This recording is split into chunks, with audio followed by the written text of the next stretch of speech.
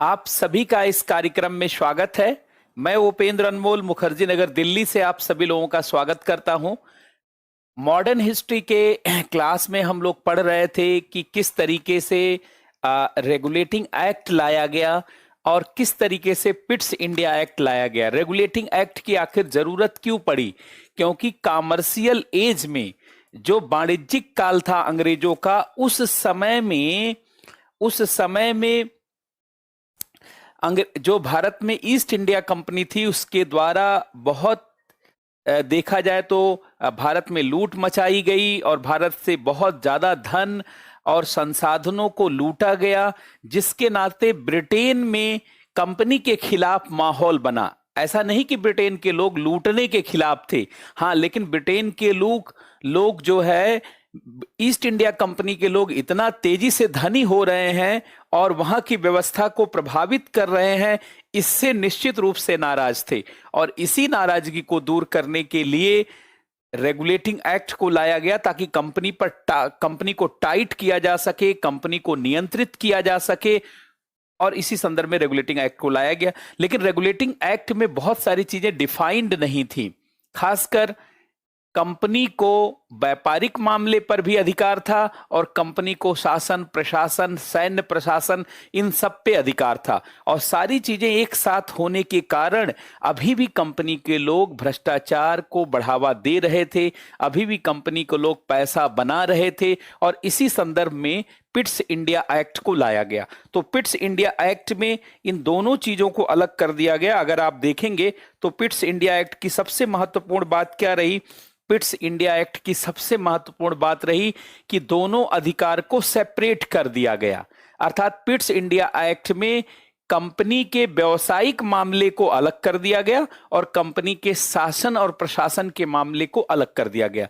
यहां तक हम लोगों ने कल के शाम वाली क्लास में देखा था, अर्थात कल की क्लास में देखा था। अब वहीं से आगे बढ़ते हैं।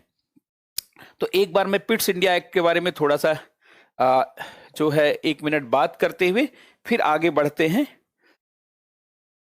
आप सभी लोगों का बहुत बहुत स्वागत है, बहुत बहुत अभिनंदन है। देखिए, Pitt's India act 1784, Pitt's India act 1784, और इसमें जो सबसे बड़ा डिसीजन माना जाता है वह कंपनी के व्यवसायिक अधिकारों को कंपनी के राजनैतिक अधिकारों से अलग कर दिया जाना। तो यहां पर मैं लिखूंगा कंपनी के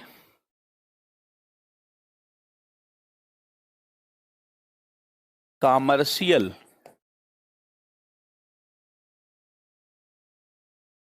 मामले को या राइट को, कॉमर्शियल मामले को, कॉमर्शियल अफेयर को पॉलिटिकल अफेयर से, राजनैतिक मामले से अलग कर दिया गया। पॉलिटिकल अफेयर्स से अलग कर दिया गया। अब देखिए, पहले ये दोनों जो राइट था, जो दोनों मामला था, वो कंपनी के अधिकारी और बंगाल के गवर्नर जनरल देखते थे। लेकिन अब यहां पर एक नई संस्था क्रिएट की गई पॉलिटिकल अफेयर्स के लिए, बोर्ड ऑफ कंट्रोल।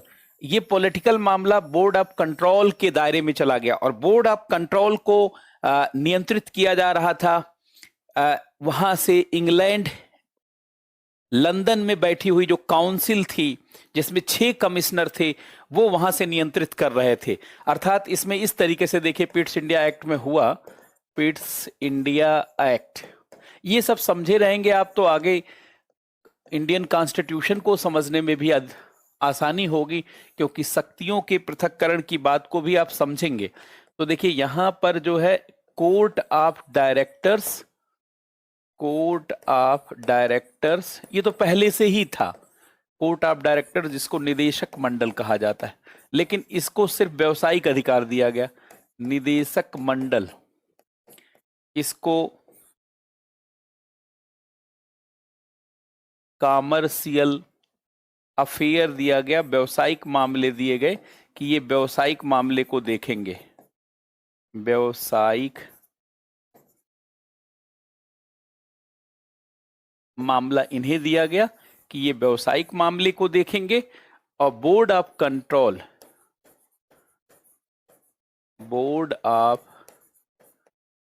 कंट्रोल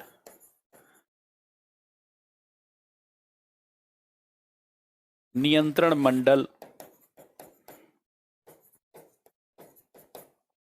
ये राजनैतिक मामले को देखेंगे, ये पॉलिटिकल अफेयर्स को देखेंगे। यहां तक मैंने आपको कल बताया था, ये राजनैतिक मामला देखेंगे। और एक चीज हमेशा ध्यान रखें, मैंने कल बताया भी आपको, जब भी राजनैतिक मामले की बात आए तो क्या समझना है, इसका मतलब शासन, प्रशासन, सैन्य क्षमता, राजस्व संग्रहण, ये सब मामला ये देखेंगे। जब भी राजनैतिक शब्द कभी भी आए, इसका मतलब है यही शासन भी देखेगा, यही प्रशासन भी देखेगा, यही राजस्व, रेवेन्यू का मामला, टैक्स कलेक्शन, यही राजस्व मामला, मतलब कर संग्रहण, टैक्स कलेक्शन, और यही सैन्य मामला भी देखेगा। पॉलिटिकल मामले में ही जानते सैन्य क्षमता का मामला भी आता है, क्योंकि सैन्य क्षमता से आप पूरे राज्य को सुरक्षा देते हैं, राज्य को बढ़ाते हैं, राज्य की संप्रभुता को बहाल करते हैं, इस नाते ये मामला इधर। अच्छा, और यहां पर वाणिज्य और व्यापार का मामला, वाणिज्य एवं व्यापार, ट्रेड एंड कॉमर्स, वाणिज्य ये जिसको आप कॉमर्स कहते हैं, एवं व्यापार,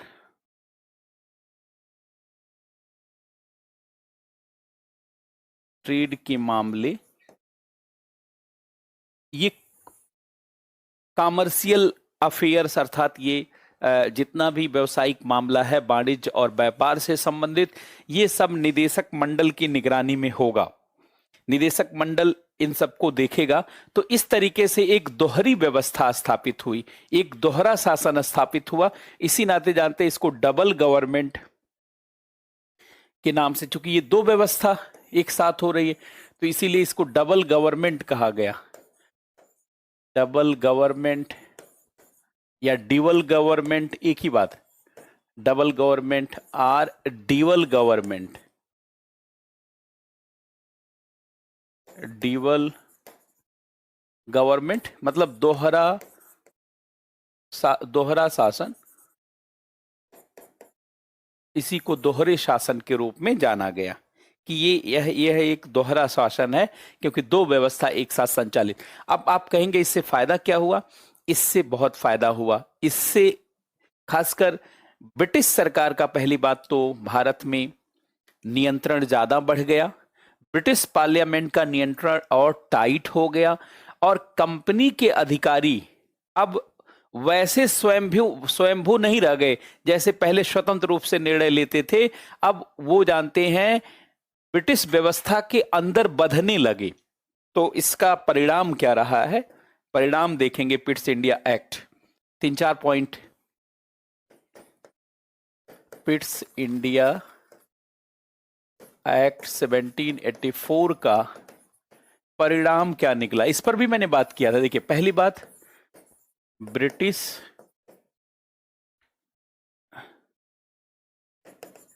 सरकार का नियंत्रण और बढ़ गया। कंपनी के मामले पर ब्रिटिश कानून लागू होने लगे।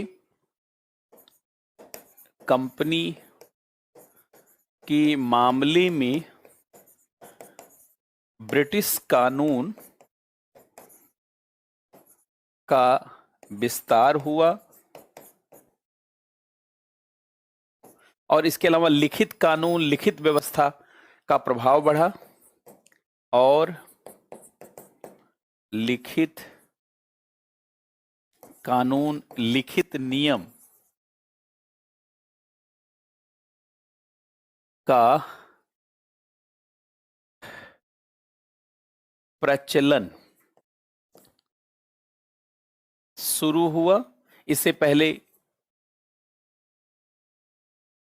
गवर्नर जनरल जानते मौखिक रूप से तमाम काम कर लेते थे, मौखिक रूप से निर्णय ले लेते थे। यहां से ये परिपाटी खत्म हुई।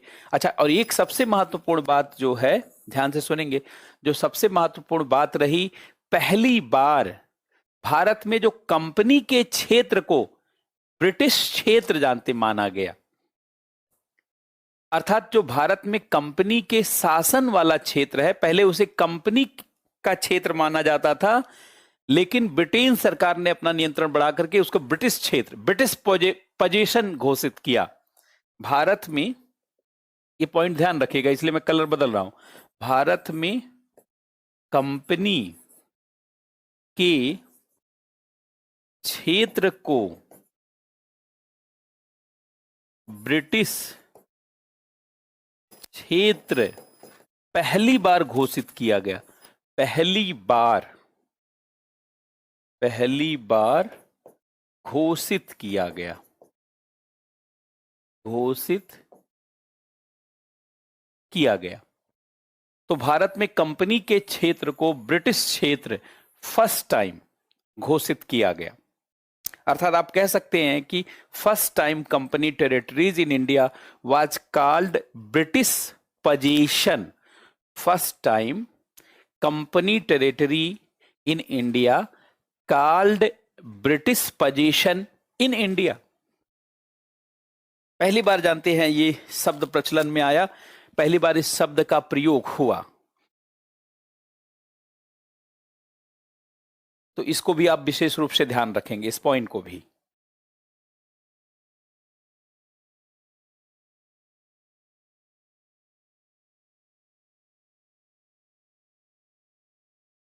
बल्कि मैं लिख देता हूं, ये इंग्लिश का वर्ड भी ध्यान रखिएगा।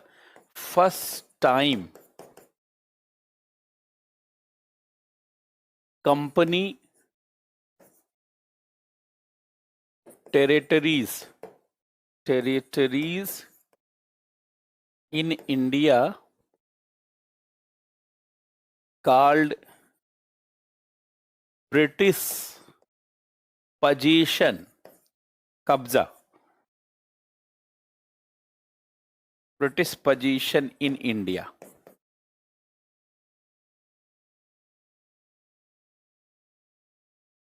British possession in India, first time company territories in India called British possession in India। Very good. Company के प्रभाव क्षेत्र को ही ब्रिटिश क्षेत्र घोषित किया गया। ये जो है इस एक्ट की विशेष रूप से खूबी रही है। बात समझ रहे हैं? इस एक्ट ने कम से कम ये चीज शुरू करवा दिया। अब इसके बाद के एक्ट पर आते हैं। Charter act 1793। यह एक्ट भी कुछ मामले में बहुत महत्वपूर्ण है। चार्टर एक्ट 1793, क्या क्या हुआ इसमें, क्या बात हुई, उसको भी एक बार देख लिया जाए। तो चार्टर एक्ट, ये तीसरा चेंज है। चार्टर एक्ट 1793, चार्टर एक्ट 1793, पहले ऐसे नोट करें। अब देखिए चार्टर एक्ट 1793 में क्या किया गया।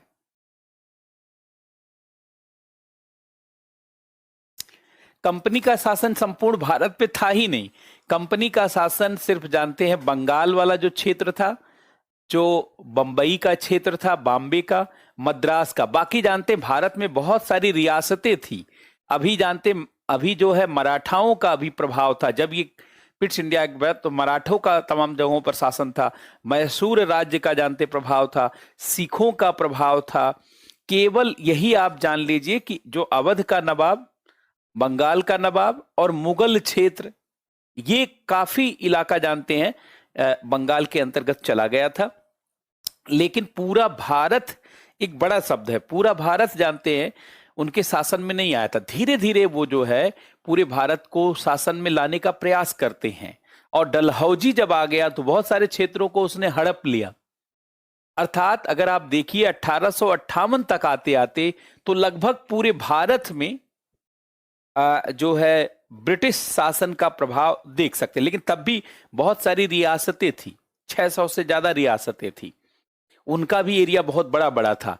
कभी आप जा करके देखिए तो आपको पता चलेगा, जैसे बीकानेर रियासत कितनी बड़ी थी, जयपुर रियासत कितनी बड़ी थी, जूनागढ़ की रियासत कितनी बड़ी थी, हैदराबाद की रियासत, ट्रावनकोर की रियासत आप देखिए, मैसूर की जानते हैं रियासत कितनी बड़ी थी, बहुत। और भारत में छोटी छोटी बहुत सारी रियासतें थी। बस केवल जितना कंपनी का क्षेत्र था उतना ब्रिटिश सरकार के अंतर्गत आ गया था। अब देखिए, पहले इस चार्टर को समझते हैं, ध्यान से सुनेंगे। इस चार्टर में दो तीन बड़ी बातें की गई। सबसे पहले तो गवर्नर जनरल के शक्ति का विस्तार किया गया। जहां पहले शक्ति को कम किया गया, अब यहां पर आप देखेंगे थोड़ा सा आपको पिट्स इंडिया एक्ट से उल्टा दिखेगा। यहां पर गवर्नर जनरल के शक्ति का विस्तार किया जा रहा है। जरा इस पॉइंट को नोट करिएगा। बंगाल के गवर्नर जनरल के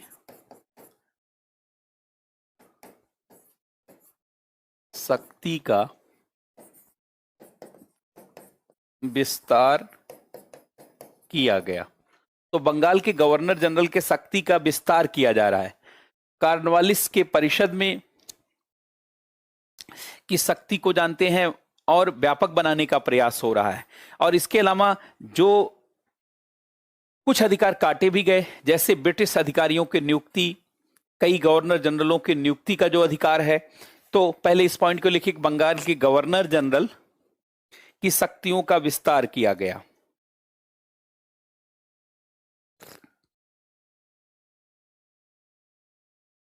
बंगाल के गवर्नर जनरल के शक्ति का विस्तार किया गया। किस पे विस्तार किया गया?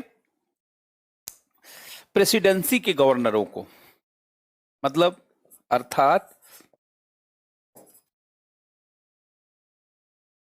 बंगाल के गवर्नर जनरल के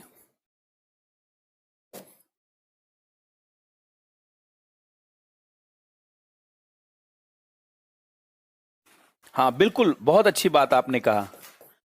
निश्चित रूप से उस समय जो है मराठाओं की शक्ति बहुत मजबूत थी और ऐसा लग रहा था कि मराठा पूरे देश पर शासन कर लेंगे। तो इस नाते अंग्रेजों की ब्रिटिश ईस्ट इंडिया कंपनी की स्थिति कोई बहुत अच्छी नहीं थी। इसी नाते ये अधिकार क्यों विस्तार दिया जा रहा है? क्योंकि अकेले जानते हैं जो बंगाल के गवर्नर जनरल के पास राइट रहेगा तो उतने क्षेत्रों को मैनेज नहीं कर पाएंगे। इस नाते इसमें किया गया, बंगाल के गवर्नर जनरल के अधिकार को प्रेसिडेंसी के गवर्नरों को दिया गया। प्रेसिडेंसी के गवर्नर तक विस्तार किया गया। अब देखिए, मैं समझा देता हूं। देखिए, बंगाल के गवर्नर जनरल को जो राइट था, लगभग उसी तरीके का राइट, जहां एक बार पहले राइट छीना गया।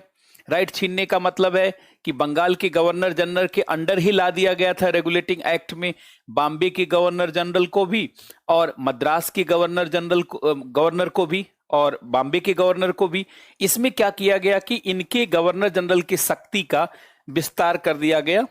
प्रेसिडेंसी का मतलब वही जैसे बॉम्बे और मद्रास, यहां तक विस्तार किया गया। और ये विस्तार का कारण था वही जो आपने अभी कहा कि मराठाओं की शक्ति से जानते हैं और छोटी छोटी जानते हैं जो शक्तियां हैं उनसे प्रभावी तरीके से कैसे निपटा जाए, कहीं न कहीं से जानते। ये पॉइंट इसमें बहुत महत्वपूर्ण मुद्दा बनता। अच्छा, दूसरा, दो तीन और छोटा छोटा पॉइंट जान लें। दूसरा पॉइंट यहीं पर लिख देते हैं। वरिष्ठ अधिकारियों के नियुक्ति के लिए शाही अनुमोदन को अनिवार्य किया गया। देखिए, आप ब्रिटेन में आज भी दो प्रकार की शक्ति है। एक तो जो वहां की जनता के द्वारा दी गई शक्ति ब्रिटिश पार्लियामेंट को है, अर्थात ब्रिटिश पार्लियामेंट को पैरामाउंटेसी है, अर्थात ब्रिटेन का जो पार्लियामेंट है वो सबसे शक्तिशाली है। लेकिन वहां भी शाही अनुमोदन है। जैसे भारत में राष्ट्रपति की स्थिति है, तो भारत में राष्ट्रपति की स्थिति ब्रिटेन में महारानी के जैसी। तो भारत में राष्ट्रपति चुना हुआ होता है, क्योंकि भारत एक गणराज्य है, रिपब्लिक है। लेकिन ब्रिटेन रिपब्लिक नहीं है। ब्रिटेन जो है खाली डेमोक्रेटिक है। वहां पर जो शासन सत्ता का सर्वोच्च प्रतीकात्मक शक्ति है वो एक परिवार में निहित है। और महारानी एलिजाबेथ द्वितीय, आप जानते हैं, अभी भी वो उसको रिप्रेजेंट कर रही हैं। पहले वहां का जो क्राउन की शक्ति थी, धीरे धीरे वहां की क्राउन की शक्ति भी, शाही शक्ति भी, महारानी की शक्ति भी धीरे धीरे कम हुई। पहले उनकी शक्ति जानते बहुत ज्यादा थी। गौरवपूर्ण क्रांति जब हुई 1688 में, उन सब पे भी हम लोग आएंगे बाद में, तो गौरवपूर्ण क्रांति से उनकी शक्ति कम हुई, डेमोक्रेटिक पावर वहां पे बढ़ा। लेकिन उतना भी नहीं बढ़ गया था। क्राउन के पास बहुत सारी नियुक्तियों का पावर था। जैसे भारत में राष्ट्रपति गवर्नर की नियुक्ति करता है, सभी बड़ी नियुक्तियां करती हैं, लेकिन मंत्रिमंडल के सिफारिश पर करता है। लेकिन ब्रिटेन में तब तक यह व्यवस्था स्थापित नहीं थी। वहां पर नियुक्तियां जो हैं वो क्राउन या शाही आदेश से, जब हम कहेंगे शाही आदेश, इसका मतलब वहां की ब्रिटेन की महारानी या राज्य परिवार का आदेश। तो वरिष्ठ अधिकारियों की नियुक्ति में शाही अनुमोदन को अनिवार्य किया गया। देखिए,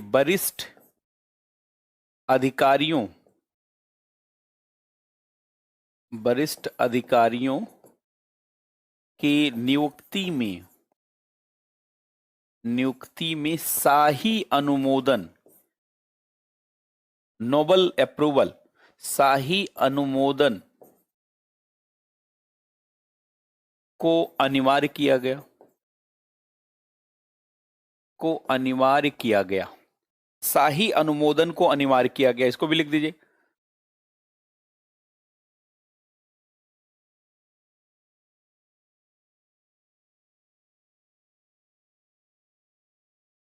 तो कंपनी के जितने भी बड़े अधिकारी की नियुक्ति होगी सब शाही अनुमोदन से, गवर्नर जनरल नहीं करेगा, कोई और नहीं करेगा, कंपनी के डायरेक्टर्स नहीं करेंगे, कोर्ट ऑफ डायरेक्टर्स नहीं करेंगे। शाही अप्रूवल, जानते हैं क्राउन का अप्रूवल बहुत जरूरी हो गया यहां पर। और इसके अलावा तीसरा पॉइंट आप ध्यान देंगे, जो मैं देखिए यहां लिख रहा हूं, तीसरा पॉइंट, कि कंपनी के अधिकारियों को बिना अनुमति भारत छोड़ने पर रोक लगा दी गई। कंपनी के अधिकारियों को बिना अनुमति के भारत छोड़ने पर रोक लगा दी गई। अगर कोई छोड़ता है बिना अनुमति के तो इस्तीफे के रूप में उसे माना जाएगा। अगर इसे कोई अधिकारी नहीं मानता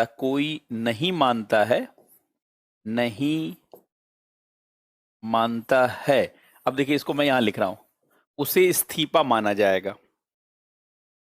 उसे रिजिग्नेशन माना जाएगा, उसे इस्तीफा मान लिया जाएगा,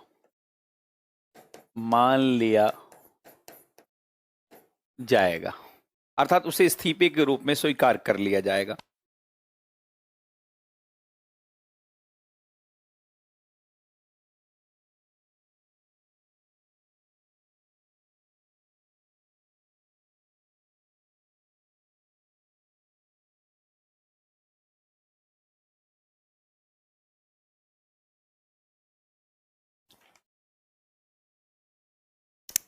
अब देखिए, सिविल सर्विसेज की शुरुआत तो यहीं से हो जाती है।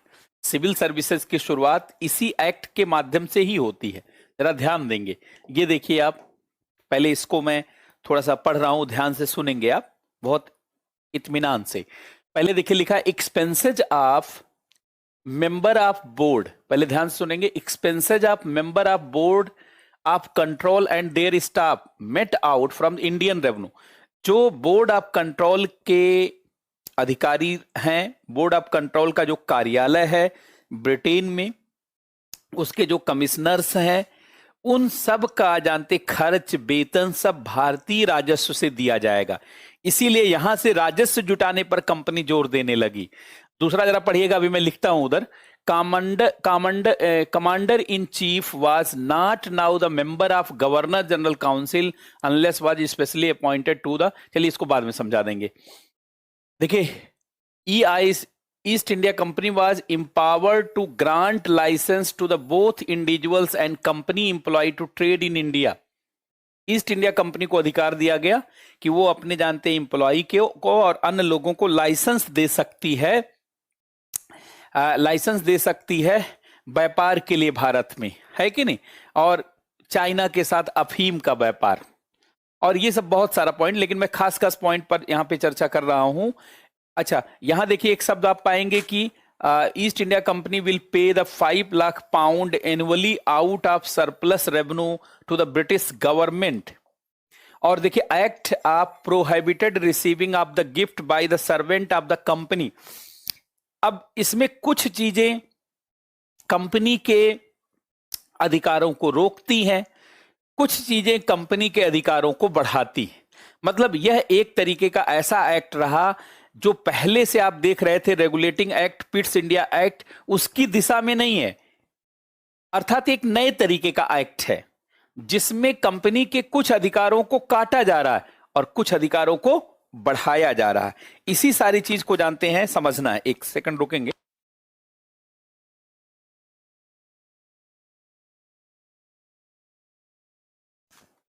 अब देखिए, बहुत ब्रीफ करके मैं लिख रहा हूं। Charter act 1793। तो आपने देखिए ये पॉइंट पहले लिख लिया है, ये पॉइंट पहले लिख लिया कि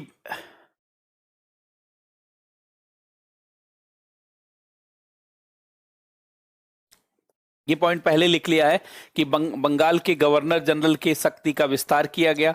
वरिष्ठ अधिकारियों के नियुक्ति के लिए शाही अनुमोदन को अनिवार्य किया गया। कंपनी के अधिकारी अगर बिना अनुमति, हाँ, कुछ सरकार के पक्ष में, कुछ कंपनी के पक्ष में, अगर कंपनी के अधिकारी को बिना अनुमति, अगर कंपनी के अधिकारियों ने बिना अनुमति के भारत छोड़ा तो उनको जानते हैं एक तरीके से उन पे कार्रवाई होगी और उसे इस्तीफा मान लिया।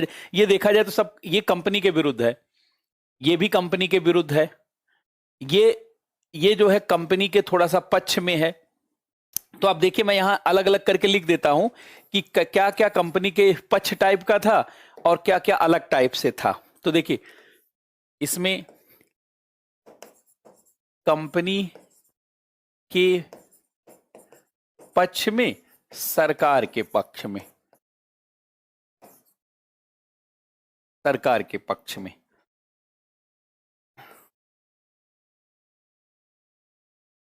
अब सरकार के पक्ष में क्या क्या है, तो पहला जो है, बड़े अधिकारियों की नियुक्ति शाही अनुमोदन से, शाही क्राउन अप्रूवल से, अनुमोदन से, बिना अनुमति के, बिना ब्रिटिश सरकार की अनुमति के, मतलब बिना अनुमति के, कम शब्दों में लिख रहे हैं, बिना अनुमति के कंपनी के अधिकारी भारत नहीं छोड़ सकती हैं। अगर छोड़ते हैं तो इस्तीफा माना जाएगा, अगर छोड़ते हैं तो इस्तीफा माना जाएगा। अच्छा, तीसरा पॉइंट, अधिकारियों के खर्च और अधिकारियों का सारा जानते हैं, जो ब्रिटेन में भी जो भारत के लिए काम करने वाला सिस्टम है, बोर्ड ऑफ कंट्रोल, उन सब का खर्च भारतीय राजस्व से दिया जाएगा। तो बोर्ड ऑफ कंट्रोल का सारा व्यय, ऑल एक्सपेंडिचर, सारा व्यय भारतीय राजस्व से, अब देखिए ये शब्द समझने जैसा है, इंडियन रेवेन्यू से, भारतीय राजस्व से दिया जाएगा। अब यही वो पॉइंट है जिसके नाते कंपनी ने टैक्स सिस्टम को, और आप देखेंगे भारत में जो जमींदारी, महालबाड़ी, रैयतबाड़ी सिस्टम आपने देखा, या कलेक्टर का जो पद आया, collector for the collection of revenue, ताकि भारत से राजस्व का संग्रहण हो। अगर यही शब्द, अगर ये निर्णय नहीं होता तो ये कलेक्टर का पद नहीं बनता, अर्थात सिविल सेवा की शुरुआत नहीं होती। और पहले जो सिविल सेवा लाई गई वो कोई आज की सिविल सेवा थोड़ी थी। आज की सिविल सेवा जनता के प्रति डेडिकेटेड है, प्रो पीपुल है, जन उन्मुख है। लेकिन वो समय प्रो ब्रिटिश थी, और प्रो ब्रिटिश भी क्या, एक तरीके से देखा जाए तो पूरी तरीके से भारत में शोषण का कारक थी। और इसी के कारण जो है ये सारी चीज आ रही है। देखिए अब पुलिस क्यों आएगी? कलेक्शन करते समय अगर मान लीजिए किसी ने कलेक्शन नहीं दिया, कलेक्शन करते समय, राजस्व का संग्रहण करते समय अगर किसी ने चुनौती दी तो पुलिस प्रशासन होगा, आईपीएस का पद आएगा, पुलिस व्यवस्था होगी, थानेदार होगा, इंस्पेक्टर होगा, दीवान होगा, कोतवाल होगा। वो क्या करेगा? वो जानते हैं कड़ाई करेगा, मारपीट करेगा, भारतीयों से पैसा छीनेगा। और प्रशासन जो था वो भी इसीलिए काम करेगा। और न्यायालय क्यों बनाया गया? जुडिशरी इसलिए बनाया गया कि अपने अनुसार न्याय कर सकें, वो अपने अनुसार आपको दिखा सके कि हम न्याय कर रहे हैं। तो यहीं से देखिए, यहीं से प्रशासन की शुरुआत हो रही है, सिविल सेवा, यहीं से पुलिस की शुरुआत हो रही है, यहीं से पुलिस प्रशासन की शुरुआत, मतलब प्रशासन, पुलिस प्रशासन और न्यायालय का जो सिस्टम है। पहले तो खाली सुप्रीम कोर्ट बना था, लेकिन इस एक्ट के माध्यम से जो डिस्ट्रिक्ट कोर्ट और तमाम अदालतें जानते हैं, क्षेत्र तमाम भारत के ग्रामीण क्षेत्रों में फैलाई गई। मतलब आप कह सकते हैं इसी एक्ट के माध्यम से सिविल सेवा का कंसेप्ट आया, इसी के माध्यम से पुलिस सेवा का और न्यायिक सेवा जानते हैं। अब ये अलग बात है कि ये सब कंपटीशन से नहीं होता था, ये कंपनी के लोग ही चुन लेते थे। कंपटीशन से तो 1853 से ओपन कंपटीशन शुरू हुआ और परीक्षा आयोजित की जाने लगी ब्रिटेन में, लंदन में खासकर, और वहां सब लोग जाकर के एग्जाम देते थे। उस समय ज्यादा स्टूडेंट एग्जाम ही नहीं देते थे।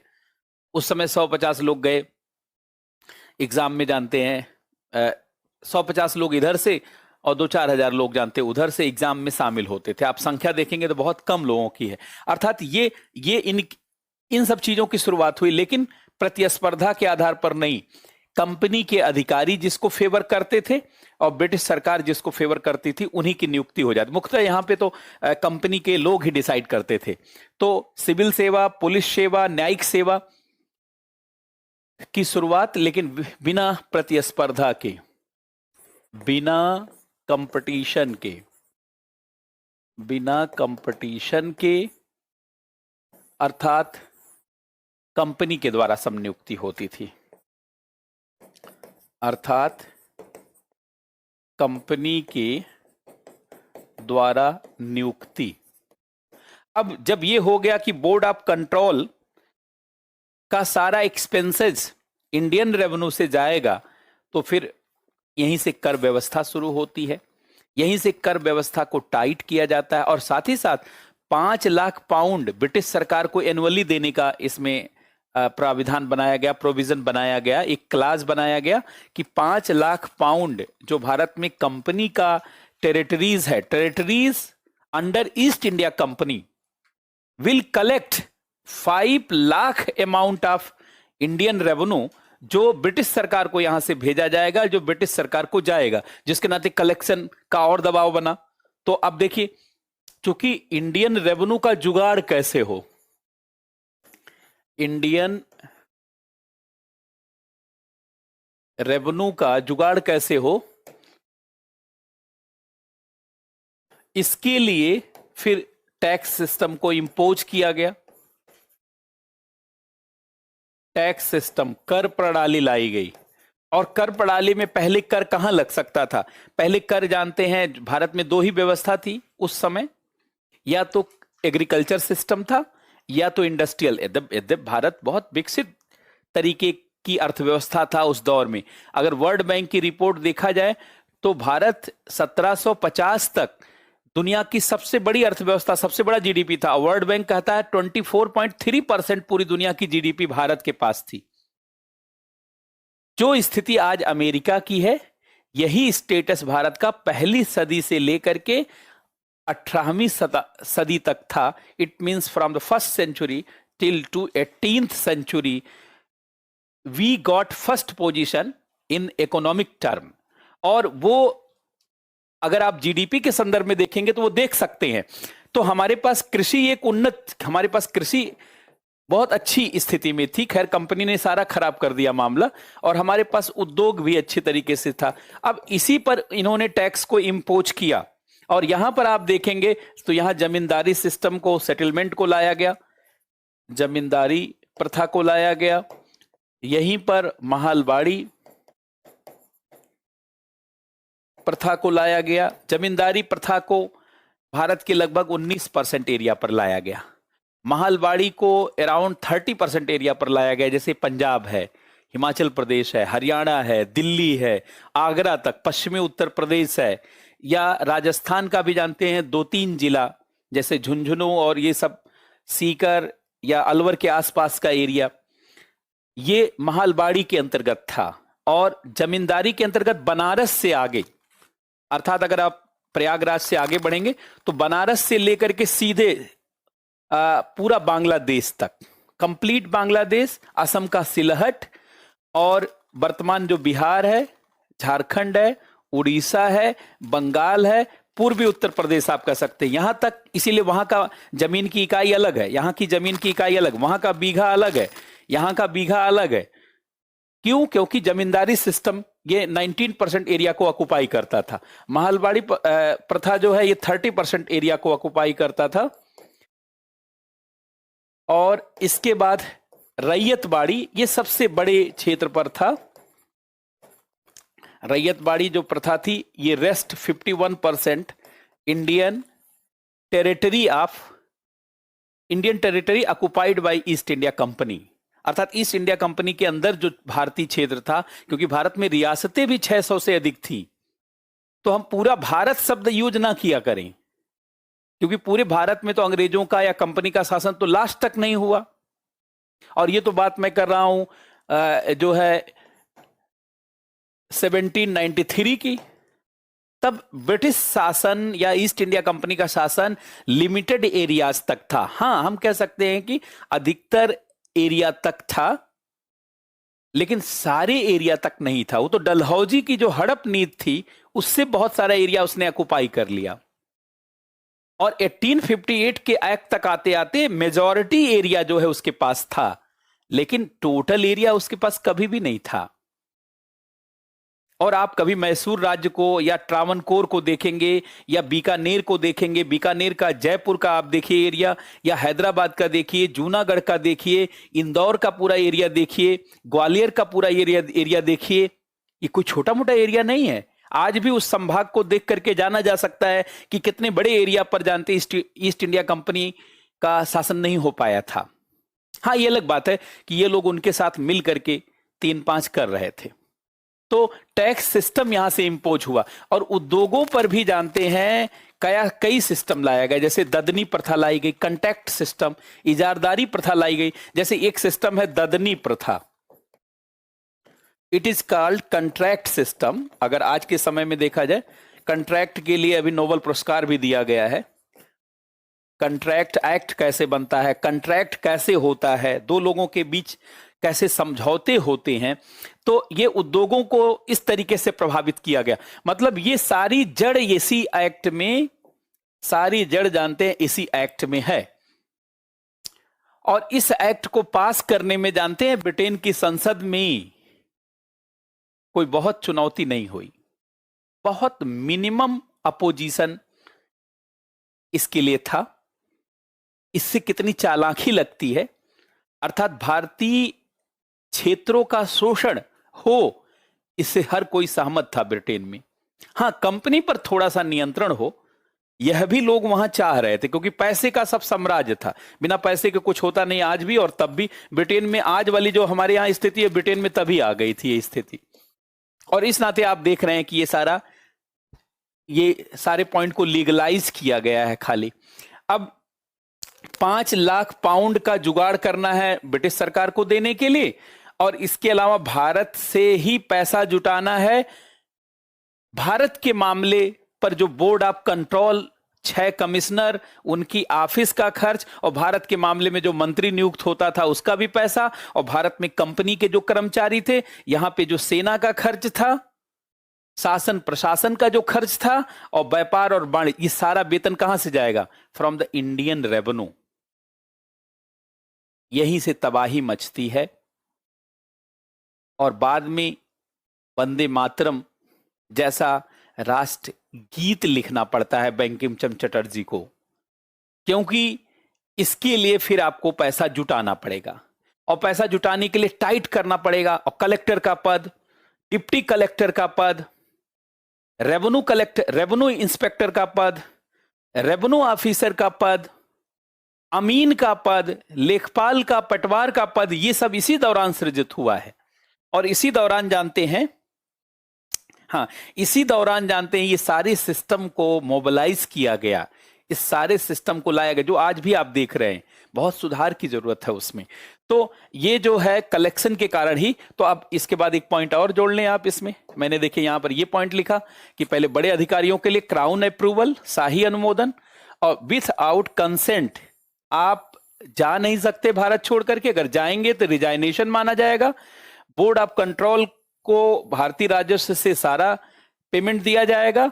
इसी संदर्भ में इनिशिएट होता है administration, civil administration, police administration और जुडिशियल एडमिनिस्ट्रेशन की शुरुआत हो रही है। और जो है यहीं से पूरा टैक्स सिस्टम की शुरुआत होती है। तो यहीं से टैक्स सिस्टम शुरू हो गया, ये भी शुरू हो गया। और कलेक्शन और शोषण, यहां से संग्रहण, कलेक्शन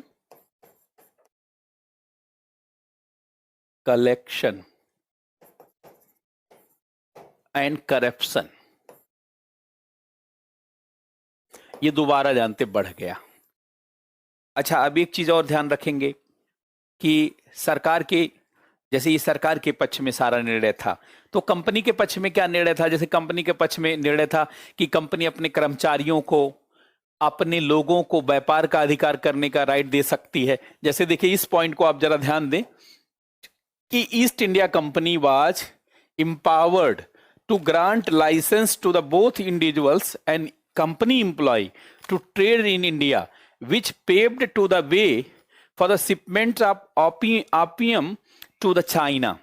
अर्थात कंपनी अपने कर्मचारियों को, अधिकारियों को, अन्य लोगों को भारत में व्यापार करने के लिए भी लाइसेंस जारी कर सकती है। अर्थात भारत में जो अधिकारी रहेगा वो कंपनी का काम भी देखेगा और थोड़ा सा व्यवसाय भी कर लेगा, कंपनी का काम देखेगा, थोड़ा सा व्यवसाय भी कर लेगा। और साथ में यहीं से चीन भी कंट्रोल हो रहा था, और चीन में अफीम का व्यापार, चीन में अफीम से मतलब था बस यूरोपियों को, क्योंकि वहां औद्योगिकरण हो रहा था। और जब औद्योगिकरण होता है तो व्यक्ति व्यस्त हो जाता है, थक ज्यादा काम करके, और ज्यादा थकता है तो निश्चित रूप से वो कोई न कोई, जानते हैं, ऐसी चीज का प्रयोग करता है, ड्रग्स का प्रयोग करता है, जिससे उसके शरीर में थकान ना लगे।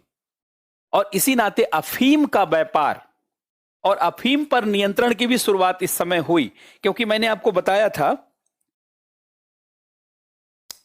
अगर आप देखिए ये ब्रिटेन का औद्योगिकरण कब हो रहा? ब्रिटेन में औद्योगिकरण, ब्रिटेन में औद्योगिकरण की शुरुआत 1760, ये डेट याद रखिएगा आप, 1830 के बीच में हो रहा है। ये इंडस्ट्रियलाइजेशन, सबसे दुनिया का पहला देश है आधुनिक समय में, जानते हैं, दुनिया का पहला देश है आधुनिक समय में ब्रिटेन जो औद्योगिकृत हुआ है। आज के इंडस्ट्रियलाइजेशन की जो मीनिंग है वो सबसे पहला ब्रिटेन में औद्योगिकरण हुआ। अर्थात इसी दौर, अब देखिए इसी दौर में ब्रिटेन में औद्योगिकरण हो रहा है।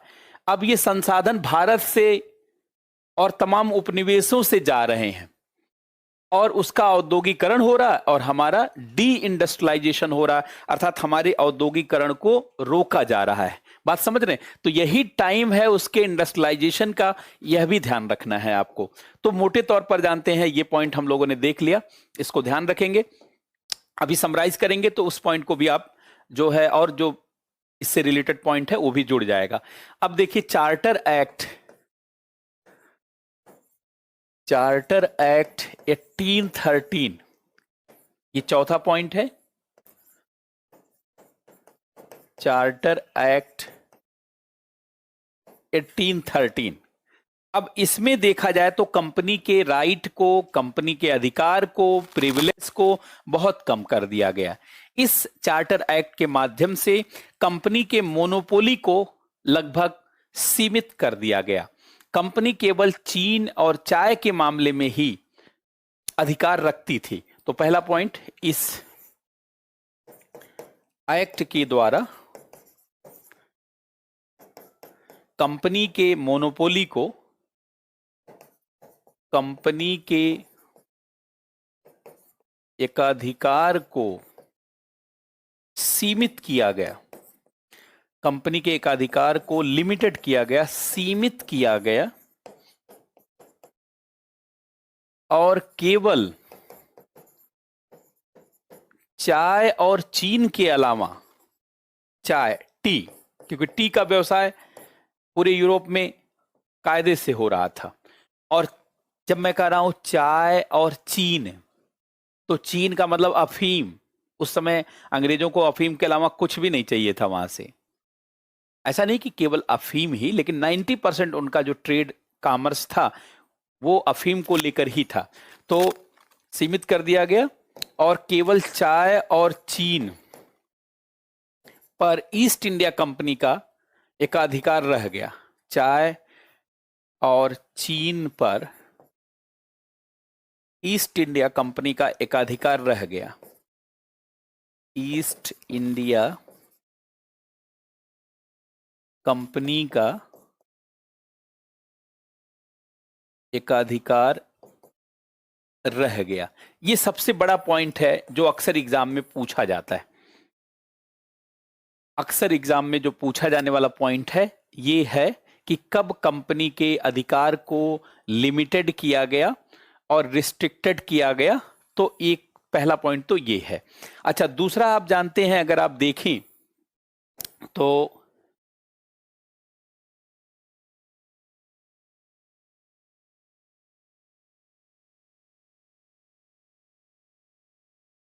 यहां पर देखिए, ये 3 पॉइंट बड़े इंपॉर्टेंट है। Trade monopoly of company India was ended, लेकिन but trade in tea and trade with China continued. Bharat में कंपनी के मोनोपोली को समाप्त कर दिया गया, लेकिन चाय और चीन के मामले में कंटिन्यू रखा गया। Very much important that 1 lakh rupee granted to the development of education. हाँ, ध्यान से सुनेंगे, ये बड़ा महत्वपूर्ण बिंदु है। पहली बार ईस्ट इंडिया कंपनी ने या ब्रिटेन की सरकार ने यह माना कि शिक्षा राज्य का दायित्व है, शिक्षा के लिए राज्य को काम करना चाहिए। इसी एक्ट के द्वारा पहली बार, जानते हैं, ब्रिटिश सरकार ने स्वीकार किया।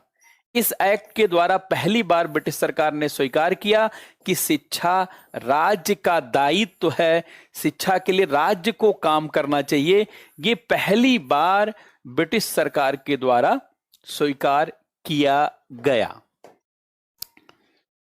तो ये पहला पॉइंट। दूसरा पॉइंट लिखेंगे आप, जहां लिख रहे थे वहीं, इस एक्ट के द्वारा,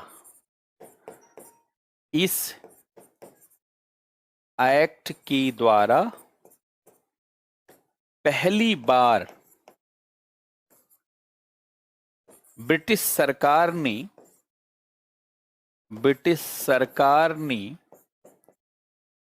स्वीकार किया कि शिक्षा राज्य का दायित्व है। एजुकेशन, शिक्षा राज्य का दायित्व है, अर्थात राज्य शिक्षा देगा, सरकार शिक्षा देगी। और आप जानते हैं 2010 में अगर आप देखेंगे तो जो है राइट टू एजुकेशन को कानूनी अधिकार बना दिया गया। एजुकेशन फॉर ऑल, सबके लिए शिक्षा। अगर आप देखेंगे तो आर्टिकल 21 ये है। अब तो वर्तमान में अगर आप देखेंगे तो ये भारत के संविधान में आर्टिकल 21 ए क्या है? ये है right to education. Right to education, शिक्षा एक मौलिक अधिकार बन गया, शिक्षा का अधिकार। और आप देखिए ये ऐसा अधिकार है जिसको आप निरस्त भी नहीं कर सकते। शिक्षा मौलिक अधिकार बन गया, शिक्षा मौलिक अधिकार हो गया। लेकिन इसके लिए शुरुआत देखिए यहां से हुई है। इसी एक्ट में पहली बार स्वीकार किया गया कि शिक्षा राज्य का दायित्व है और इसके लिए 1 लाख रुपए जानते हैं अलॉट किया गया, बजट दिया गया। और शिक्षा के लिए 1 लाख रुपए, यहीं लिख लीजिएगा आप आगे। और शिक्षा के लिए 1 लाख का बजट दिया गया, और शिक्षा के लिए 1 लाख का बजट दिया गया।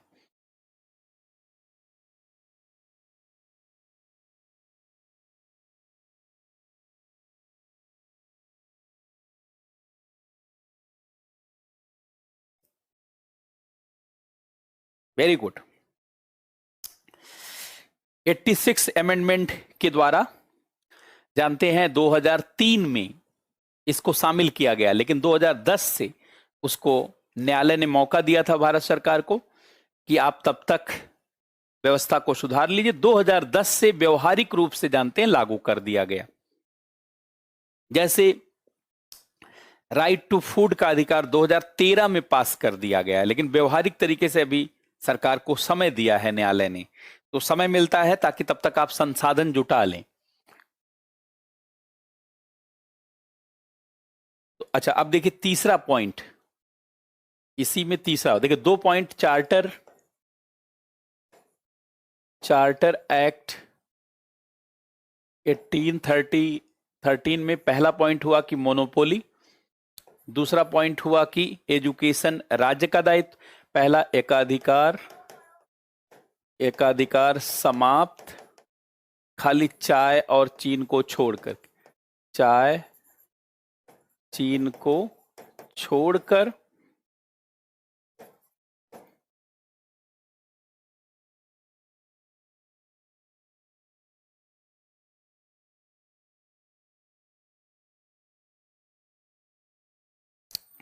अच्छा, दूसरा जो है शिक्षा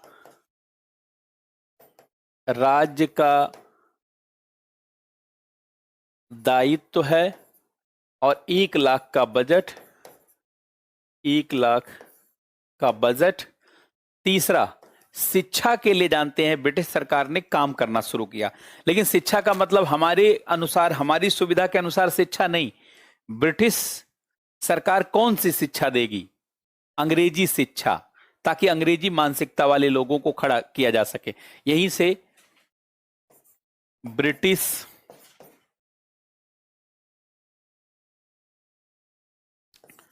प्रणाली वाली शिक्षा की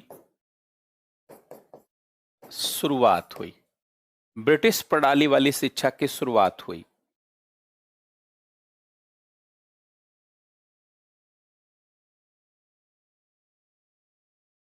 और यद्यपि इन्होंने कहा कि भारत के मध्य हम वैज्ञानिक ज्ञान को, साइंटिफिक ज्ञान को बढ़ावा देना चाहते हैं, लेकिन इससे एक तरीके से देखा जाए तो भारतीयों को डिप्रेस करना था। वो अपने को सभ्य दिखाने के लिए, भारतीयों के पारंपरिक और ऐतिहासिक ज्ञान को दबाने के लिए विज्ञान का सहारा लेना चाह रहे थे। इस नाते उन्होंने कहा कि हम वैज्ञानिक सोच को बढ़ावा देने के लिए प्रयास कर रहे हैं इसके माध्यम से, मतलब भारतीयों के मध्य वैज्ञानिक ज्ञान को बढ़ावा देने के लिए, उनका कहना था भारतीयों के बीच वैज्ञानिक ज्ञान को बढ़ावा देने के लिए, इस पे हम लोग बाद में बात करेंगे जब अंग्रेजों का पूरा सिस्टम एक साथ समराइज करेंगे, लेकिन एक चार्ट में बना देता हूं।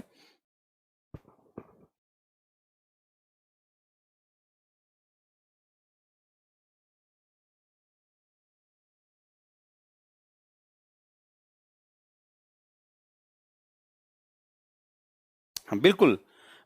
चेहरे से आप भारतीय हो लेकिन सोच से आप ब्रिटिश हो, ये सिस्टम यही शुरू है। मैकाले आगे इसी को कंटिन्यू करता है, चेहरे से भारतीय लेकिन सोच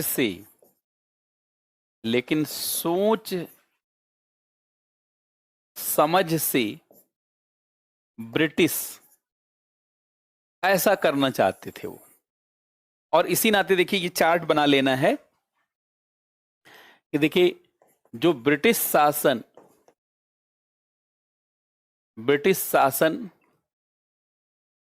का दृष्टिकोण, अब अगर आप 19वीं शताब्दी में देखेंगे और 20वीं शताब्दी में देखेंगे,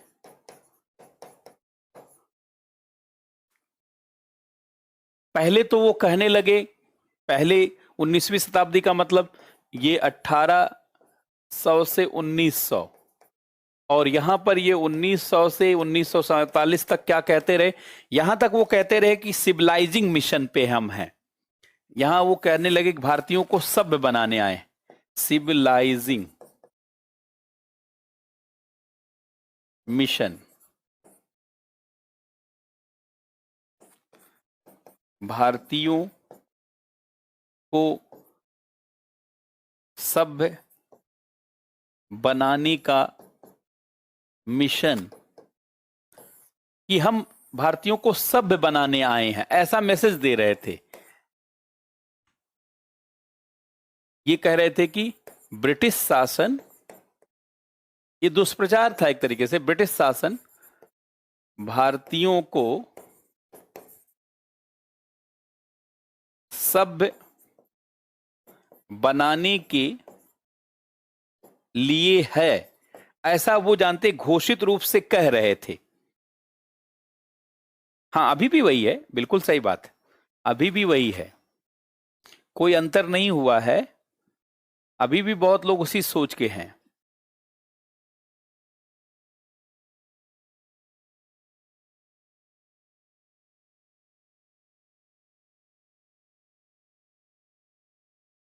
और यहां पर उन्होंने व्हाइट मैन बर्डन थ्योरी दिया, white man burden theory, white man burden theory, श्वेत व्यक्तियों के लिए बोझ सिद्धांत। बिल्कुल, मैकाले की नीति तो भारत में सफल ही रही। श्वेत व्यक्तियों का बोझ, ये साबित करने लगे कि हमारे ऊपर बर्डन है। यहां सिविलाइजिंग मिशन की बात करने लगे, यहां श्वेत व्यक्तियों का बोझ कि हमारे लिए जानते भार है, ये सब बातें करने लगे। और फिर बाद में डिवाइड एंड क्विट की बात करने लगे, यहां पर डिवाइड एंड क्विट, बांटो और छोड़ो, बाद में क्विट पॉलिसी को अपना लिया। अब ये इन्होंने कैसे कैसे किया, ये सब जब आगे पढ़ेंगे तो आप ध्यान तब समझ में आएगा। लेकिन ये इसकी शुरुआत देखिए इसी चार्टर से हो गई थी। इसी चार्टर से उन्होंने शिक्षा को टच करने का काम किया। अब इसका पॉजिटिव एस्पेक्ट बहुत लोग लेते हैं कि यहीं से भारत में ब्रिटिश शिक्षा शुरू हुई, आधुनिकता आई, पहले भारत में लोग मानते हैं कि केवल धार्मिक शिक्षा थी, गणित की शिक्षा थी, यहीं से समग्र शिक्षा की शुरुआत हुई। अर्थात इस देखिए, ये ऐसे बना लें आप, इसकी व्याख्या करने वाले दो तरीके के लोग हैं। एजुकेशन को लेकर के मैं बात कर रहा हूं, शिक्षा। इस एक्ट में शिक्षा क्या हुई? ब्रिटिश शिक्षा शुरू हुई। ब्रिटिश शिक्षा। अच्छा, ब्रिटिश शिक्षा में उनका जोर जो है विज्ञान की शिक्षा पर थी। विज्ञान की शिक्षा पर इसलिए नहीं थी कि आप विज्ञान सीख जाएं, बल्कि भारतीयों को नीचा दिखाया जा सके, भारतीय ज्ञान विज्ञान को अंधविश्वास दिखाया जा सके। तो विज्ञान की शिक्षा पे जोर और सामाजिक विषयों पर शिक्षा। सामाजिक विषय पर शिक्षा। सामाजिक विषय पर शिक्षा इसलिए नहीं कि आप वो समाज के बारे में पढ़ाना चाहते थे, समाज की कमियां निकालना चाहते थे। फिर भारत में जातिवाद, क्षेत्रवाद, भाषावाद से लेकर के ऐसे तमाम चीजों को दिखाने में वो सफल रहे। और अंग्रेजी शिक्षा। अंग्रेजी शिक्षा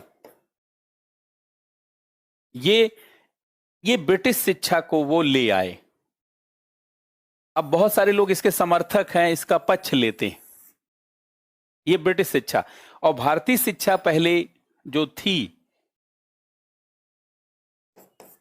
भारतीय शिक्षा उस समय, जिस समय की ये बात हो रही है, उस समय मुख्यतः भारत में दो चीजों पे फोकस था। एक गणित पर फोकस दिया जाता था और धार्मिक शिक्षा पर। और धार्मिक शिक्षा जो भारत की थी, इसमें सारी चीज थी। इसमें सामाजिक विषय भी था, ये विज्ञान भी था, बहुत सारी। लेकिन उन लोगों ने कहा कि ये अपूर्ण शिक्षा है, और फिर जानते हैं इन सबको ला करके इसको काटने का प्रयास करने लगे और अंततः काटने में जानते हैं सफल रहे।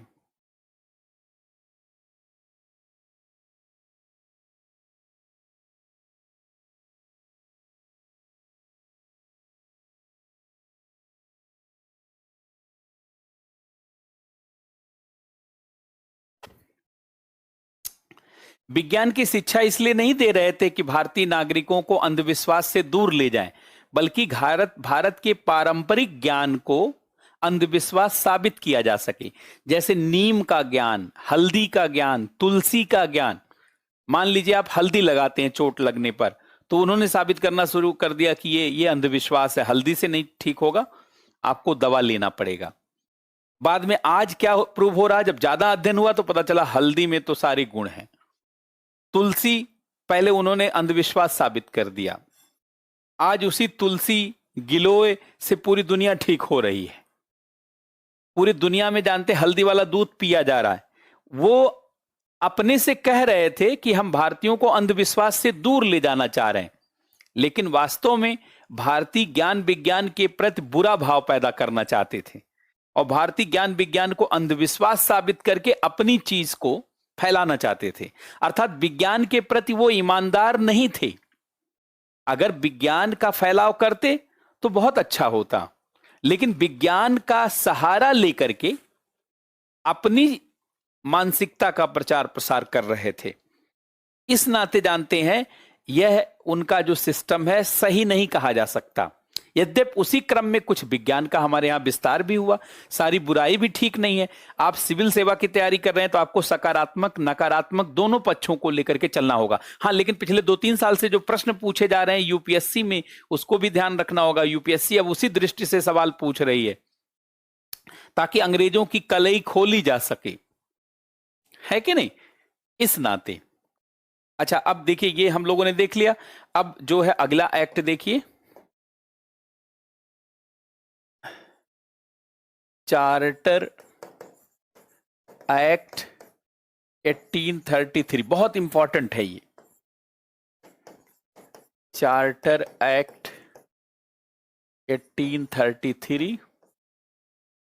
अब इसमें सबसे महत्वपूर्ण बात कि ईस्ट इंडिया कंपनी के सारे एकाधिकार समाप्त, चीन और चाय वाला एकाधिकार भी समाप्त कर दिया गया और कहा गया कि ईस्ट इंडिया कंपनी सिर्फ प्रशासन का काम देखेगी, व्यापार छोड़ दे, व्यापार छोड़ दे, व्यापार पे मत काम करे। तो देखिए east India company, east India company के सारे एकाधिकार समाप्त कर दिए गए, सारे एकाधिकार समाप्त कर दिए गए। ब्रैकेट में लिख लीजिएगा, चाय और चीन के व्यापार को भी यहां समाप्त हो गया। और दूसरा कहा गया, ईस्ट इंडिया कंपनी व्यापार ही नहीं करेगी, सिर्फ प्रशासन देखेगी। ईस्ट इंडिया कंपनी अब व्यापार नहीं करेगी, अब व्यापार नहीं करेगी, सिर्फ प्रशासन देखेगी, सिर्फ शासन एवं प्रशासन का काम करेगी, सिर्फ शासन और प्रशासन का काम करेगी, सिर्फ शासन और प्रशासन का काम करेगी।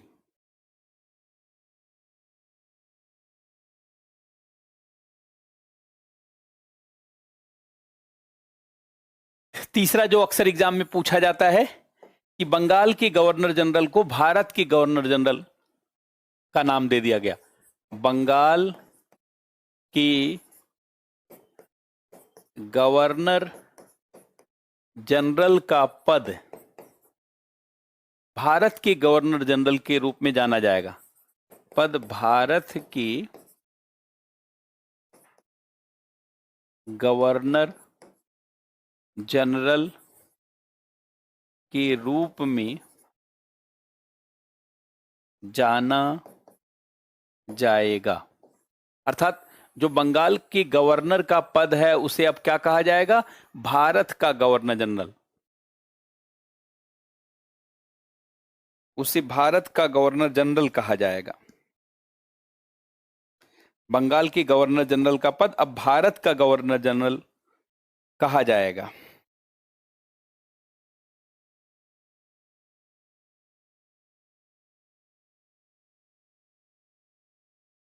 तीसरा पॉइंट ये, और इसके बाद कई महत्वपूर्ण और निर्णय हैं, पहले उसे सुनेंगे तब लिखेंगे।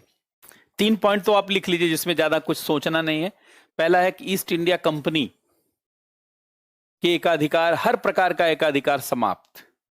ईस्ट इंडिया कंपनी सिर्फ शासन और प्रशासन का काम देखेगी और बंगाल के गवर्नर जनरल का पद अब भारत के गवर्नर जनरल के नाम से जाना जाएगा। अब देखिए और क्या क्या हुआ।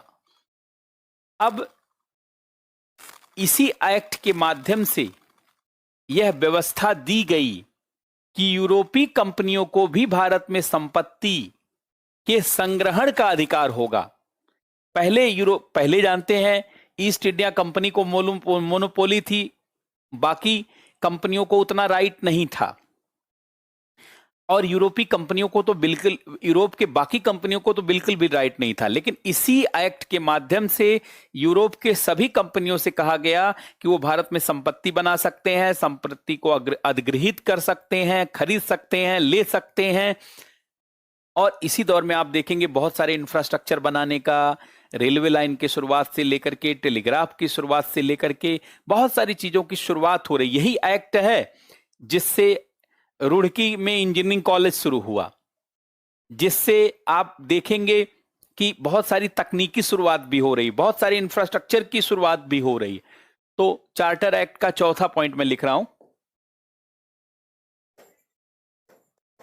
चार्टर एक्ट 1833 बहुत इंपॉर्टेंट है। अब देखिए चौथा पॉइंट इसका मैं लिख रहा हूं, ध्यान से सुनेंगे कि यूरोपीय लोगों के लिए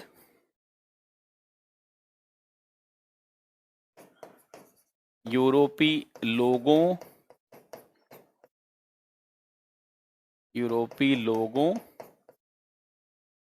यूरोपीय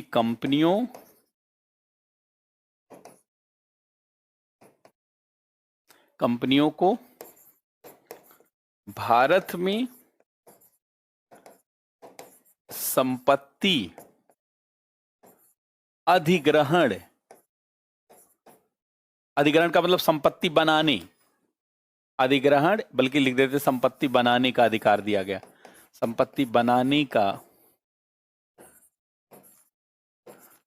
अधिकार दिया गया कि वो भी संपत्ति खरीद सकते हैं, घर बना सकते हैं, कंपनी बना सकते हैं भारत में।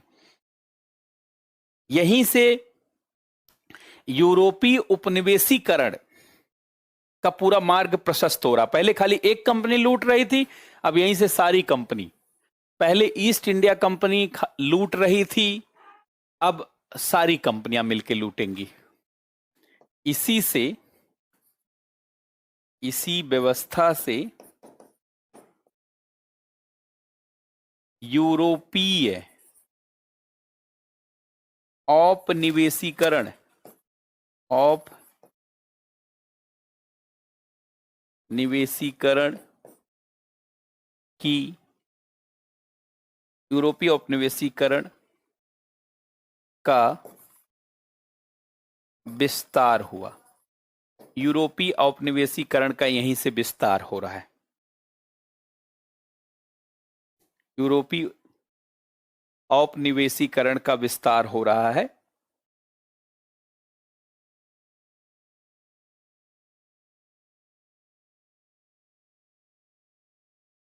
अच्छा, इसके अलावा इसी एक्ट के द्वारा भारतीय कानूनों के समेकन की बात की गई, कंसोलिडेशन की बात की, भारत के सारे कानूनों को इकट्ठा किया जाए, और उस पर जानते हैं ब्रिटिश कानून आए।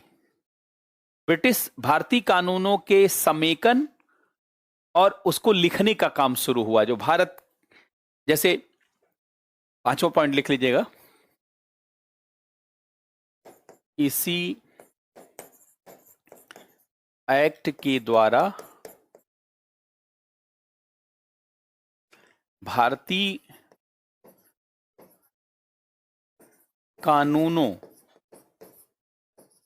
के समेकन, समेकन माने इकट्ठा करना, एवं संहिताकरण माने लिखना, संहिताकरण की शुरुआत हुई। समेकन और संहिताकरण की शुरुआत हुई मतलब भारत के सभी कानूनों को इकट्ठा करना और उसको लिखने की शुरुआत हुई, रिटन रूप में लाया गया, प्रचलन वाली चीज को रिटन वाली चीज में लाया गया।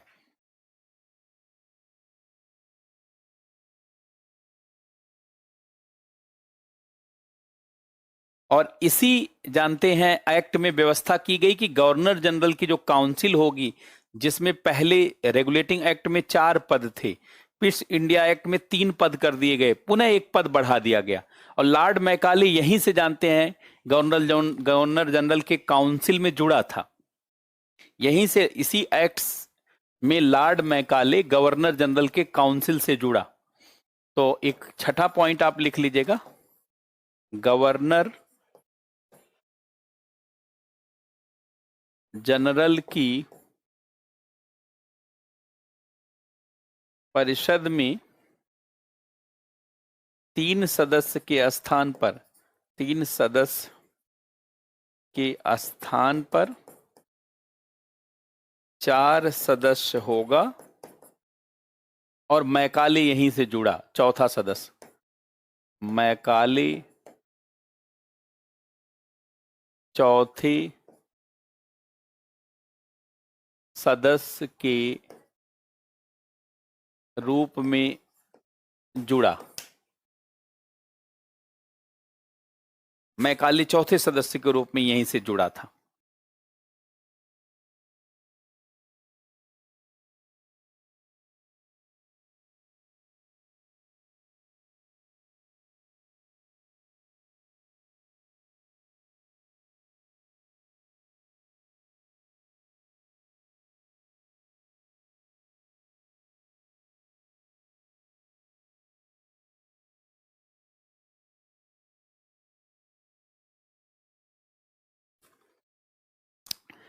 और एक पॉइंट आप अलग करके लिख लेंगे, 7वां पॉइंट होगा, यहीं से यूरोपीय कंपनियां भारत में अपना व्यवसाय कर सकती हैं और व्यवसाय क्या करेंगी, फिर वो अपने व्यवसाय, चूंकि विज्ञान का सहारा ले रही थी, तो विज्ञान की बहुत सारी चीजें, इंफ्रास्ट्रक्चर की बहुत सारी चीजें, इंजीनियरिंग कॉलेज से लेकर के रेलवे लाइन से लेकर के सबकी भूमिका जानते यहीं से है। चार्टर एक्ट 1833 का 7वां पॉइंट, यूरोपीय कंपनियों का भारत में बड़े स्तर पर व्यवसाय की शुरुआत खनन में, खनन के क्षेत्र में, आधारभूत संरचना इंफ्रास्ट्रक्चर के क्षेत्र में, आधारभूत संरचना के क्षेत्र में, तकनीकी के क्षेत्र में, बैंकिंग के क्षेत्र में, तकनीकी के क्षेत्र में, बैंकिंग के क्षेत्र में,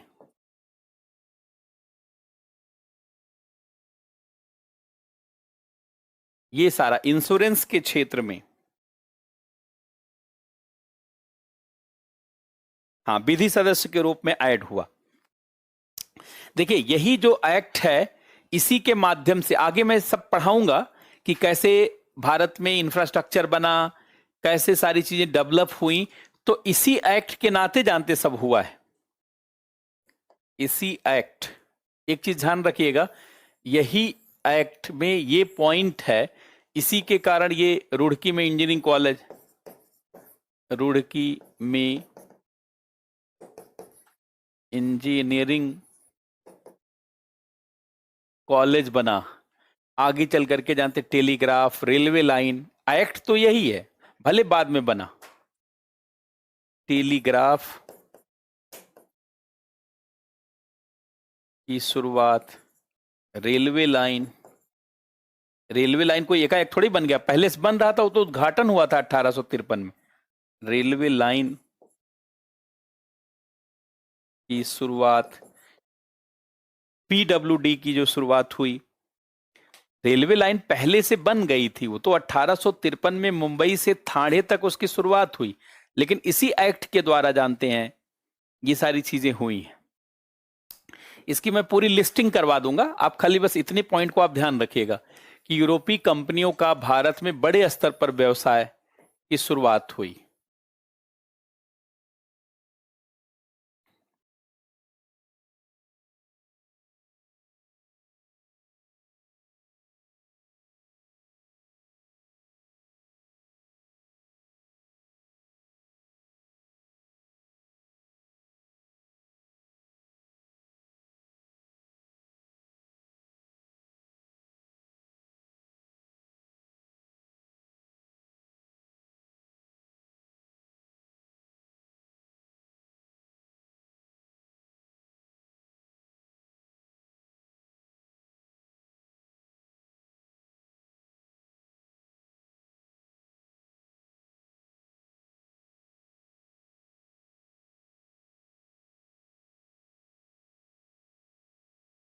समझ पा रहे हैं?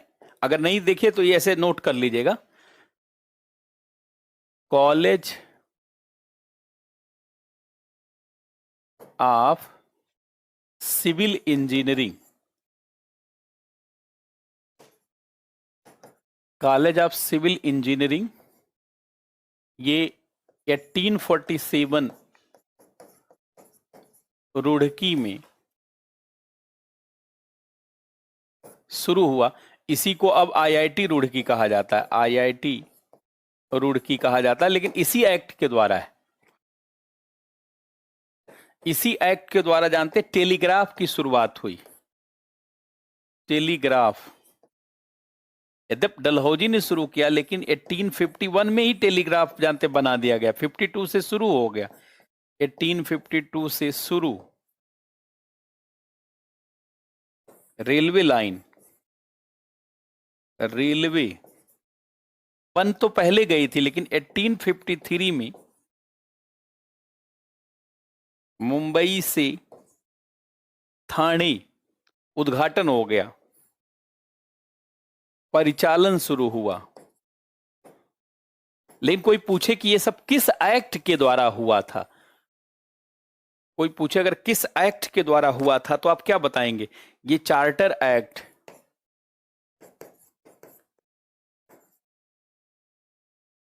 1833 के द्वारा, चार्टर एक्ट 1833 के द्वारा हुआ ये सब।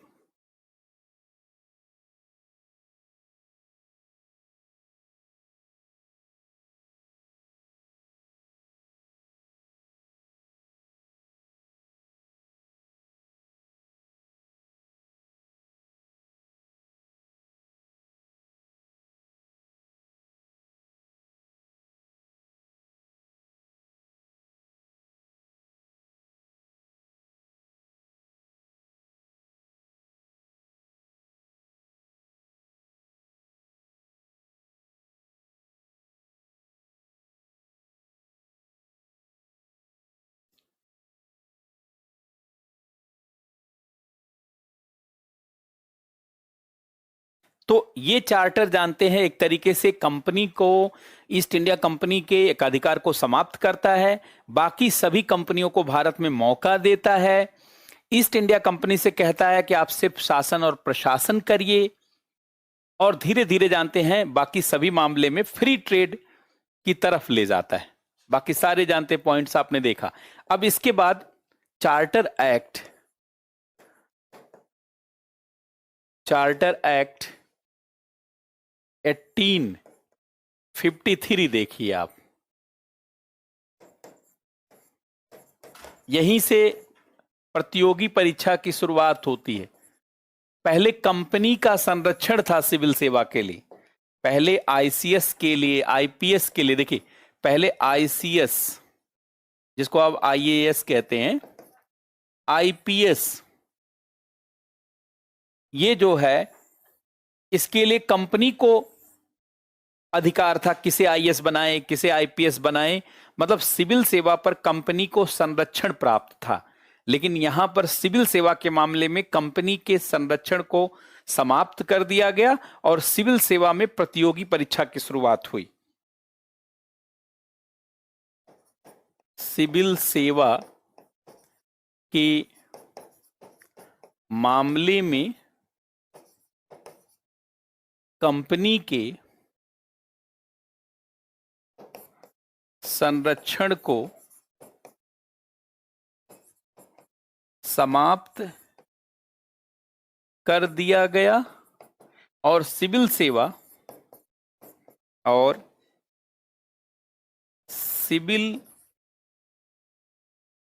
सेवा में प्रतियोगी परीक्षा की शुरुआत हुई।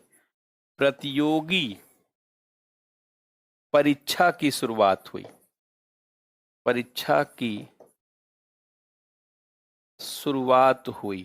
अब कोई भी सिविल सेवा में जा सकता है, सिविल सेवा में प्रतियोगी परीक्षा की शुरुआत हुई। यद्यपि ये परीक्षा सिर्फ जानते हैं ब्रिटेन में, लंदन में होती थी, भारत में नहीं।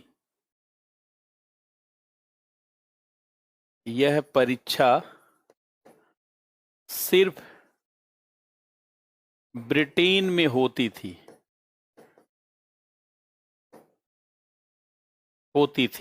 इसीलिए शुरू में कोई भारतीय शामिल ही नहीं हो पाया।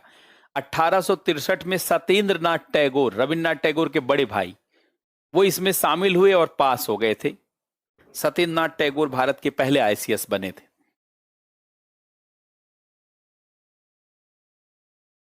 देखिए 1863 में सत्येंद्र नाथ टैगोर, रविन्द्रनाथ टैगोर के सबसे बड़े भाई थे, सत्येंद्र नाथ टैगोर भारत के पहले आईसीएस बने, इसी में पास होकर के, इसी प्रतियोगी परीक्षा में।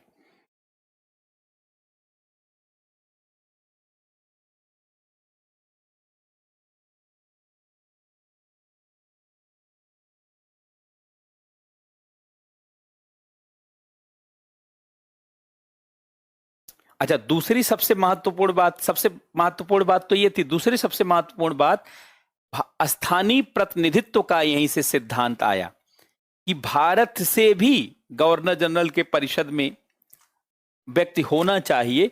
तो देखिए, दूसरा पॉइंट मैं यहां पे लिख रहा हूं, ये पहला पॉइंट हो गया। दूसरा पॉइंट, भारतीय विधायिका में स्थानीय प्रतिनिधित्व, भारतीय विधायिका उस समय वही जो परिषद थी, भारतीय विधायिका में स्थानीय प्रतिनिधित्व होना चाहिए। भारतीय विधायिका में स्थानीय प्रतिनिधित्व होना चाहिए, स्थानीय प्रतिनिधित्व होना चाहिए।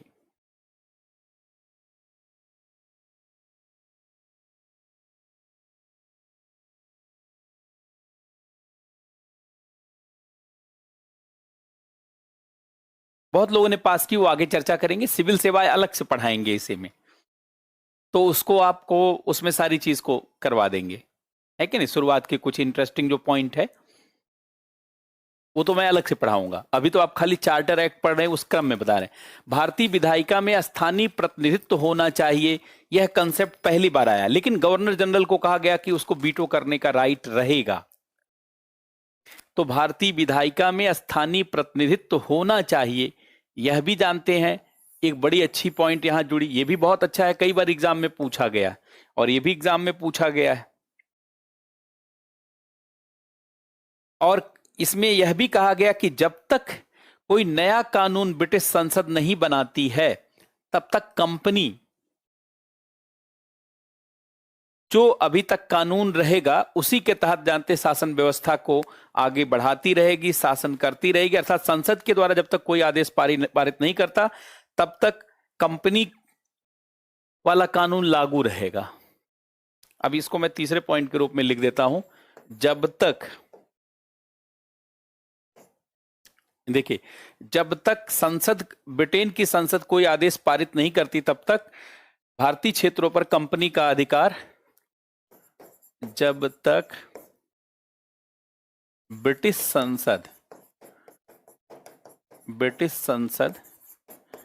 कोई आदेश पारित नहीं करता है, तब तक, ध्यान से सुनेंगे, तब तक भारतीय क्षेत्रों पर कंपनी का अधिकार रहेगा। तब तक भारतीय क्षेत्रों पर ईस्ट इंडिया कंपनी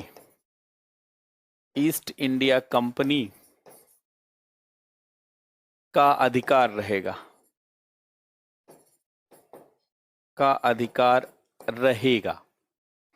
अब एक मैं चार्ट बना रहा हूं, उस चार्ट को नोट करिए आप।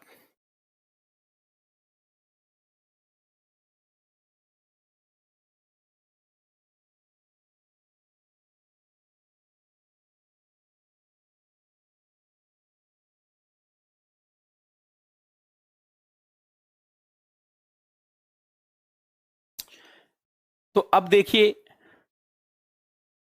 ये रेगुलेटिंग एक्ट 1773, यहां बंगाल का गवर्नर, देखिए, बंगाल का गवर्नर जनरल का पद आया।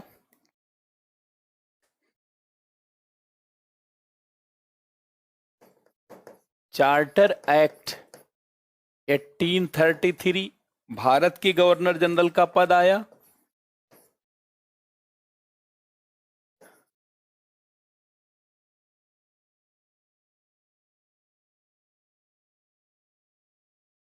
अच्छा, बंगाल के गवर्नर जनरल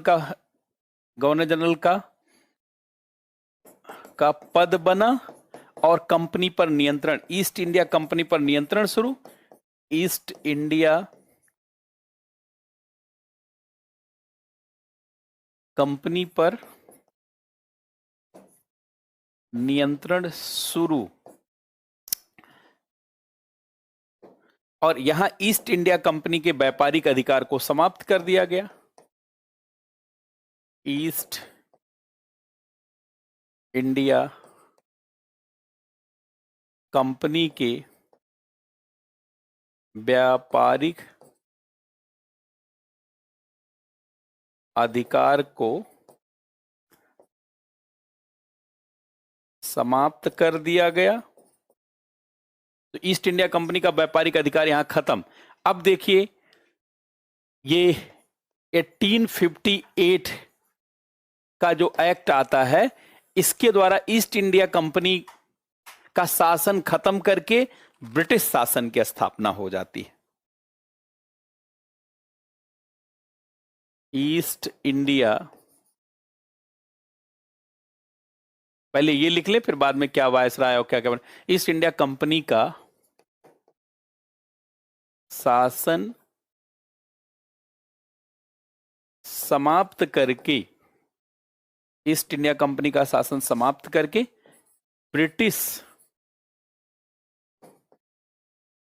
सरकार का सीधे शासन शुरू हुआ।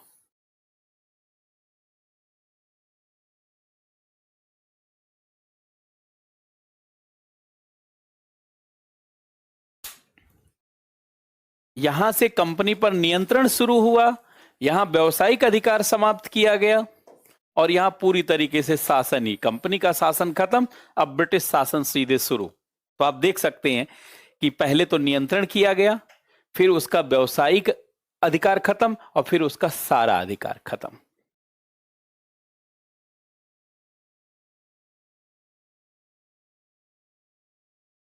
तो एक चार्ट और बनाएंगे।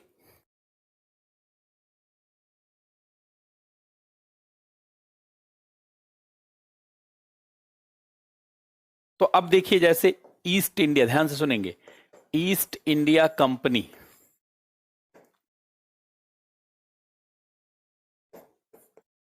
व्यापार की अनुमति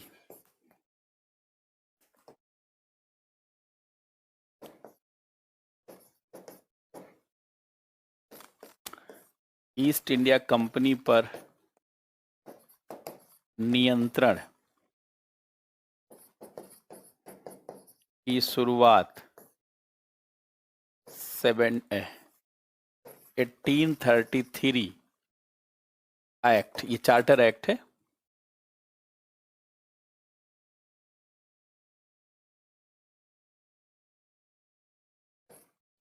ईस्ट इंडिया कंपनी का व्यापार पर अधिकार समाप्त, सिर्फ शासन एवं प्रशासन का अधिकार, बाद में इसको भी समाप्त, शासन प्रशासन का अधिकार, सिर्फ शासन प्रशासन का अधिकार, और ये भी देखिए आगे खत्म हो जा रहा है।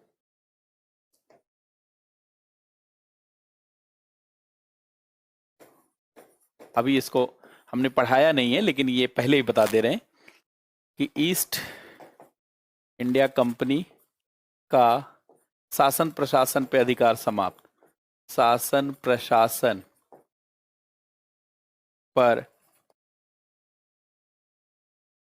अधिकार समाप्त। तो शासन प्रशासन पर अधिकार समाप्त हो गया। तो शासन प्रशासन बचा हुआ था, ये भी अधिकार देखिए खत्म हो गया, और यहां पर शासन प्रशासन का अधिकार दिया गया था और ये व्यापार का अधिकार समाप्त कर दिया गया, और यहां पर नियंत्रण शुरू किया गया था, यहां व्यापार की अनुमति दी गई थी। तो इस तरीके से कंपनी शासन का एक तरीके से देखा जाए तो समाप्ति हो गई, अब सीधे ब्रिटिश शासन आ गया।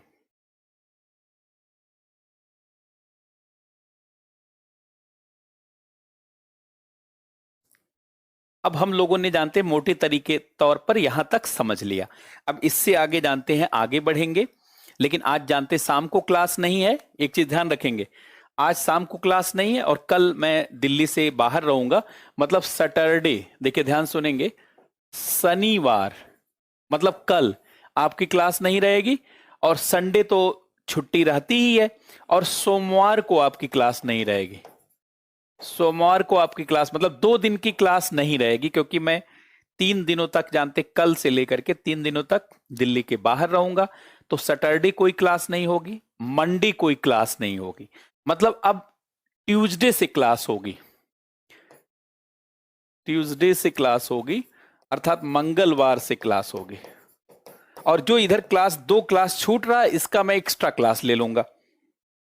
तो देखिए, ये 2 क्लास जो छूटी है, इसका तो मैं एक्स्ट्रा, क्योंकि कोई भी क्लास छूटेगी उसकी एक्स्ट्रा क्लास होगी, और वो एक्स्ट्रा क्लास के लिए मैं टाइम बता दूंगा आगे। अभी तो मंडे के शाम से आपकी शुरुआत होगी, मंडे 8 PM पर अब हम लोग मिलेंगे। अब हम लोग मंगलवार 8 PM पर मिलेंगे, और वहीं से जानते हैं फिर क्लास की शुरुआत होगी। और जो ये एक्स्ट्रा क्लास है, इसको मैं आपको उसी दौरान टाइम बता दूंगा। तो अभी जब भी देखिए, जब भी मैं दिल्ली से बाहर रहूंगा, तो उस दौरान जो भी